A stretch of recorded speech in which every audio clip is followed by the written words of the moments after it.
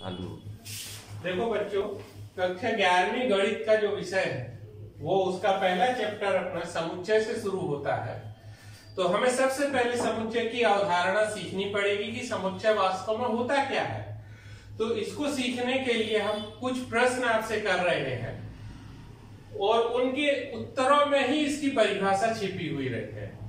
देखिए, जैसे हम आपसे कहते हैं कि कक्षा 10वीं में आपने किन किन विषयों का अध्ययन किया है, तो स्वाभाविक है कि आपका आंसर होगा कि हिंदी, अंग्रेजी, संस्कृत, गणित, विज्ञान एवं सामाजिक विज्ञान।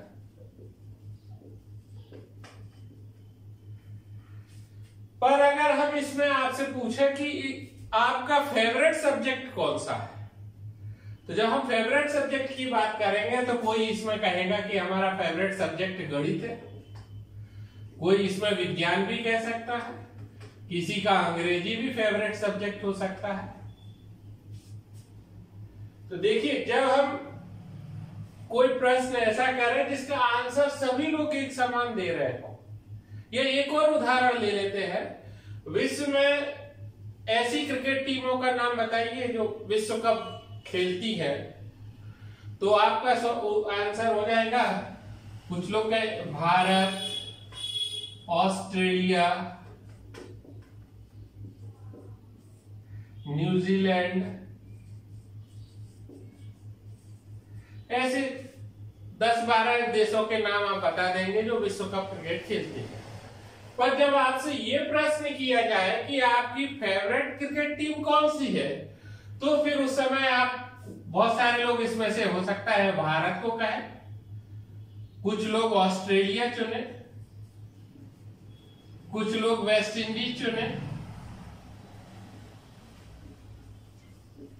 तो हमारे कहने का मतलब ये कि जब हमने आपसे प्रश्न किया कि 10वीं कक्षा में पढ़ाए जाने वाले विषय के नाम बताइए, तो आपने सभी विषय 6 विषयों के नाम बता दिए, पर आपका फेवरेट सब्जेक्ट कौन सा है उसका आंसर हर व्यक्ति का अलग अलग होता है। यह विश्व कप खेलने वाली क्रिकेट टीमों के नाम बताइए, तो आप जो 10-12 टीमें क्रिकेट खेलती है उनके नाम बता देंगे। पर अगर फेवरेट टीम की बात की जाएगी तो हर व्यक्ति का अलग अलग आंसर हो सकता है। इसी तरीके से समुच्चय में भी, माने अगर हमने कोई भी ग्रुप को या किसी समूह को परिभाषित कर दिया तो उसका एक निश्चित आंसर होता है और उस समूह को हम समुच्चय कहते हैं। यूं कहें हम कि वस्तुओं के सुपरिभाषित समूह को समुच्चय कहा जाता है। वस्तुओं के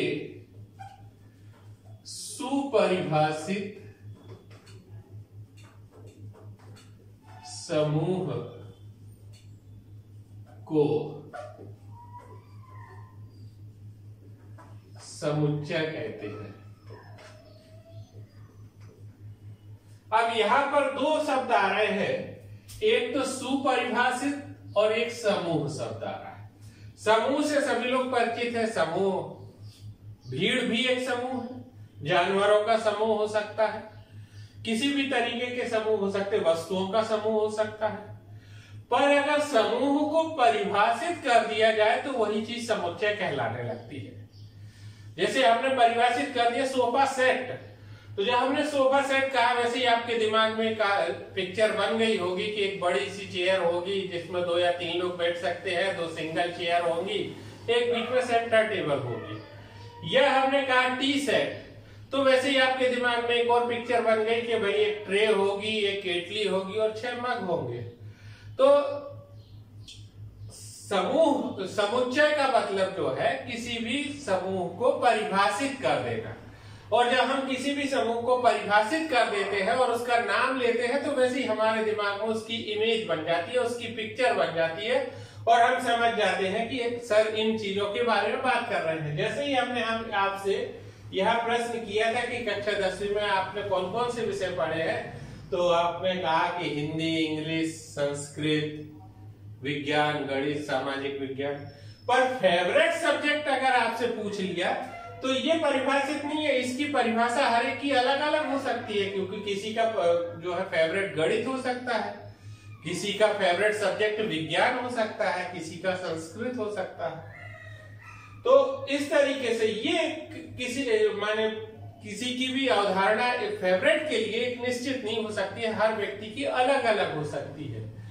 तो जिसके लिए, जिस समूह के लिए सभी व्यक्तियों की अवधारणा एक समान होती है, वो एक समुच्चय कहलाता है। वो या यूं सीधी सीधी परिभाषा हम कहते हैं तो वस्तुओं का सुपरिभाषित समूह समुच्चय कहलाता है। जिस समूह को भी परिभाषित कर दिया जाएगा वो समुच्चय कहलाएगा। अब बात आती है हमारे पास कि जब हमने समुच्चय पढ़ लिया, परिभाषा पढ़ ली, तो इसको रिप्रेजेंट करने का एक लिखने का तरीका होता है। समुच्चय को लिखने के लिए हमेशा अंग्रेजी के कैपिटल लेटर का प्रयोग किया जाता है। इस समुच्चय का नाम जो है अंग्रेजी के कैपिटल लेटर से दिया जाता है। ABCDE किसी भी नाम से आप इसको नाम कर सकते हैं और समुच्चय का नाम देना भी आवश्यक है। नंबर 2, जो समुच्चय है उसको हमेशा कर्ली ब्रैकेट के अंदर रखा जाता है, मझले कोष्ठक के अंदर रखा जाता है। समुच्चय को हमेशा समुच्चय के अवयवों को मझले कोष्ठक के अंदर रखा जाएगा। नंबर 3, जो समुच्चय के अवयव होंगे उनको हम हमेशा कॉमा लगाकर सेपरेट करेंगे। AEI ऐसा कॉमा लगा के सेपरेट करेंगे। समुच्चय के अवयवों को कॉमा लगाकर सेपरेट किया जाता है। तो ये समुच्चय को लिखने का एक तरीका होता है। फिर अब समुच्चय लिखने के जो है, समुच्चय को इस तरीके से रिप्रेजेंट करेंगे, हम इस तरीके से लिखेंगे। अब आती है बात इसमें कि समुच्चय होते कितने, माने समुच्चय को कितने तरीकों से लिखा जा सकता है। जैसे कि आपने आपसे यहां कह दिया कि चलिए भाई समुच्चय की सदस्य AEIOU है, तो आपने कर्ली ब्रैकेट के अंदर लिख दिया सब मझले कोष्ठक में AEIOU। या हमने कह दिया कक्षा 11वीं के विद्यार्थी, तो आपने राम, मोहन, श्याम उनके नाम लिख दिए। पर अगर हम कहते कि भारत की जनसंख्या भी तो एक समुच्चय हो गया, तो उसको 130 करोड़ लोगों के नाम इसमें लिखना संभव नहीं है। तो फिर हम लिखने के, समुच्चय लिखने के 2 तरीके होते हैं, उन तरीकों को देखते हैं। तो समुच्चय को लिखने के 2 तरीके होते हैं। पहला मेथड कहलाता है रोस्टर मेथड या सारणीबद्ध रूप।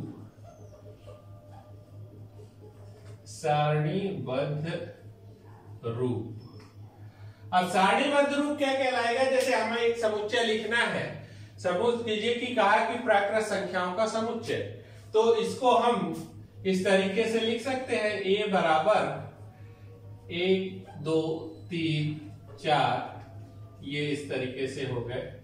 या यूं बोले कि कक्षा 11वीं के विद्यार्थी, तो B बराबर यहां हो जाएगा राम, मोहन, श्याम,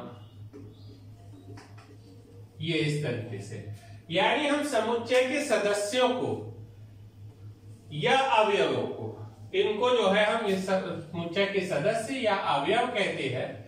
अच्छा, इसको जो है जब हम एक कॉमा लगा के जितने भी सदस्य हैं उन सभी को अगर उसमें लिख दिया जाए तो वो कहलाता है रोस्टर रूप या सारणीबद्ध रूप कहलाता है। परंतु हमने जैसे कहा था कि अगर हमसे कह दिया जाए कि भारत की जनसंख्या लिखिए, तो 130 करोड़ लोगों का नाम लिखना संभव नहीं है। तो फिर उस कंडीशन में जो दूसरा रूप होता है उसको बोलते हैं हम समुच्चय निर्माण रूप। समुच्चय निर्माण रूप। इसमें हम जैसे कहे कि भारत की जनसंख्या, एक उदाहरण ले रहे थे, तो B बराबर, और यहां पर हमने लिख दिया x such that x Bharat की जनसंख्या है। या हम कोई ऐसा समुच्चय लिखना चाहे कि प्राकृत संख्याओं का समुच्चय, प्राकृत संख्याओं को हम n से डिनोट करते हैं, तो यहां पर ऐसा लिखेंगे n x such that x belongs to n, यहाँ a से कर दीजिए इसको, दोनों सेम हो जाएंगे, नहीं तो x such that x belongs to n, ये समुच्चय निर्माण रूप हो गया। इस तरीके से हम जब अधिक संख्याओं वाला हो या किसी भी समुच्चय को समुच्चय निर्माण रूप में भी व्यक्त किया जा सकता है और रोस्टर रूप में भी व्यक्त किया जा सकता है, दोनों तरीके से व्यक्त किया जाता है। एक चीज रह गई इसमें बताना आपको कि जब हम किसी भी समुच्चय को व्यक्त करते हैं तो एक चिन्ह होता है एप्सिलॉन, या इसको हम हिंदी में बोलते हैं अवयव है। तो जैसे कोई भी हमने इसको सदस्य का लिखना है हमको, तो वन बिलोंग्स टू, इंग्लिश में बिलोंग्स टू, या हिंदी में बोल सकते हैं अवयव है, एक अवयव है ए का, समुच्चय ए का, या दो अवयव है समुच्चय ए का, तीन अवयव है समुच्चय ए का। पर अगर समुच्चय ए में शामिल नहीं है ये, तो -5 डज नॉट बिलोंग्स टू ए, यानी कि -5 अवयव नहीं है ए का। इस तरीके से हम इनको दिखा सकते हैं। कोई भी समुच्चय इसमें लिखना है उनको, अगर वो अवयव है तो ये चिन्ह के साथ हम इसको लिख देते हैं, और अगर अवयव नहीं है तो उसी चिन्ह को काट देते हैं और उसको बोलते हैं अवयव नहीं है। तो ये हो गए समुच्चय लिखने के तरीके इसमें। और इससे मिलती जुलती आपकी एक्सरसाइज जो है 1.1 प्रश्नावली इसी पर आधारित है। तो देखिए हम उसको बता देते हैं। पहले तो अपने को पहचानना है। प्रश्नावली 1.1 में देखिए वो कह रहा है कि निम्नलिखित में से कौन से समुच्चय है और अपने उत्तर का औचित्य भी बताइए। जैसे जे अक्षर से प्रारंभ होने वाले वर्ष के सभी महीनों का नाम। तो जे अक्षर से प्रारंभ होने वाले, जैसे इसने कहा, तो आपको याद आ गया होगा कि जनवरी माह लिख सकते हैं हम, जून लिख सकते हैं और जुलाई लिख सकते हैं। तो इस तरीके से आपको पता है, यानी कि ये एक समुच्चय है। दूसरा कह रहा भारत के 10 सबसे अधिक प्रतिभाशाली लेखकों के नाम। तो अब देखिए इसको परिभाषित नहीं किया जा सकता है कि किस तरीके के प्रतिभाशाली लेखक है। कोई हर एक लेखक की अपनी अपनी विधा होती है, अपने अपने तरीके से वो प्रतिभाशाली होता है। इसको आप एक परिभाषा नहीं दे सकते हैं, इसलिए ये जो है समुच्चय नहीं है। विश्व के सर्वश्रेष्ठ 11 बल्लेबाजों का संग्रह, ये भी एक समुच्चय नहीं है, क्योंकि हमने ये इसी तरीके से है कि विश्व के सर्वश्रेष्ठ 11 बल्लेबाज, माने आप किस क्षेत्र में सर्वश्रेष्ठ मान रहे हैं उनको, तो इसलिए उसको व्यक्त नहीं किया जा सकता, इसलिए यह एक समुच्चय नहीं है। इस तरीके से आप इसमें के देख सकते हैं और इनको कर सकते हैं, हल कर सकते हैं इन्हीं तरीके के सवालों को। दूसरा सवाल जो है उसमें उसने कहा है कि यदि a बराबर 1 2 3 4 5 6, 1 2 3 4 5 6 ये दिया हुआ है, और इसमें हमको निशान लगाना है कि बिलोंग्स टू और डज नॉट बिलोंग्स टू, माने अवयव है या अवयव नहीं है। जैसे उसने कहा कि 5 और यहाँ लिख दिया ए, तो देख लीजिए 5 अवयव है ए का, तो ये हमने निशान लगा दिया। इसमें 8, तो ये देखिए 8 इसमें शामिल नहीं है, तो 8 अवयव नहीं है ए का, इस तरीके का निशान लगा दिया। ऐसे ही वो कह रहा है 0, तो देखिए 0 इसमें शामिल नहीं है, तो इसको अवयव नहीं है ए का, इस तरीके का निशान इसमें लगा देंगे, यानी 0 अवयव नहीं है ए का।